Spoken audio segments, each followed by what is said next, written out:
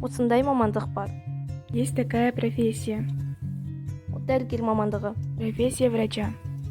Дәрігер мамандығы туралы мәлімет. Дәрігер маман, дәрігер, педиатр, гигиенист, эпидемиолог, стоматологтың жоғары біліктілігі. Дәрігер адам ағзасын қалыпты жұмысын сақтап, аурудың алдын алу және емдеуде өзінің дағдылары, білімі мен тәжірибесін қолданатын адам.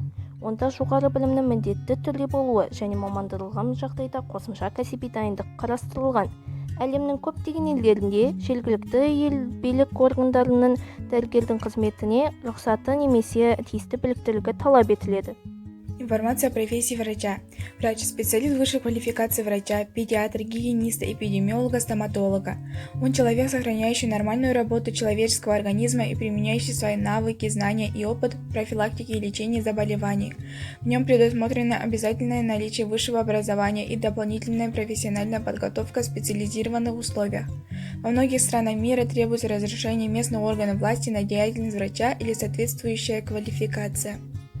Дәрігердің міндеттері: шұғыл дәрігерлік көмекті қамтамасыз ету, емдеу және оңалту шараларын тиісті біліктілік талабының көлемінде жүргізу, жалпы дәрігерлік практика отбасылық медицина жағдайында пациенттерді сапалы тексеру және қажет болған жағдайда тиісті диагностикалық зерттеуге жіберу және тағы да басқа.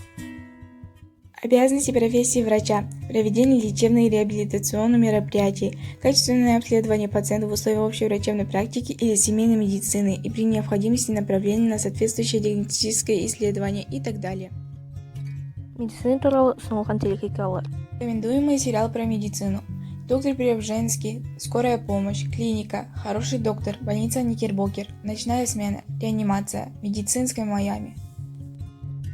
Дәрігер мамандығы туралы көбірек білгіңіз келсе, камераға QR-кодты жақындатыңыз. Знайте историю профессии врача по QR-коду.